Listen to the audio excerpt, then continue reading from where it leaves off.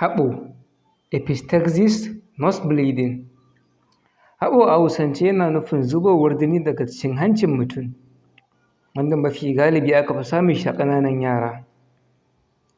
Shin mene ne ke kawo haɓo? Shin haɓo alama ce ta wata cuta? Wace hanya za mu bi domin tsayar da zuwan haɓo? Da suna epistaxis a Turance, kuma ya rabu gida biyu. Na ɗaya, ana kiran shi da suna anterior epistaxis. Mun sani cewa jijiyoyin da ke cikin hancin mutum sun kasance ‘yan ƙananu, ba su da ƙwari sosai.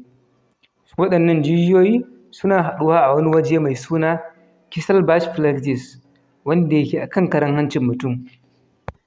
Jijiyoyi guda huɗu ne marasa ƙwari suka haɗu a wannan waje.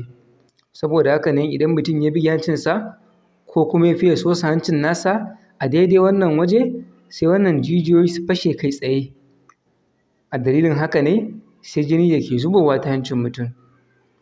Shi irin wannan haɓo ya fi samun hanci guda ɗaya kaɗai.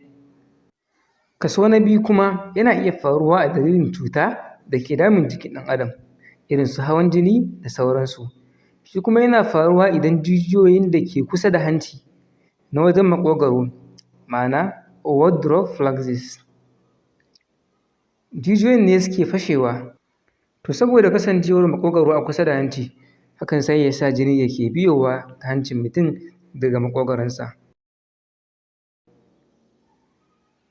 Hanyoyin magance haɓo. Hanya ta farko, a tuntuɓi likita.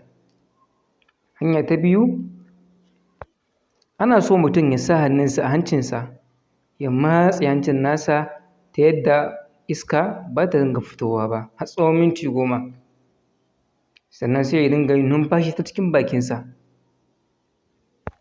Hanya ta uku, sanya ƙanƙara ko ruwan sanyi a goshi tare da wanke fuska da ruwa mai sanyi.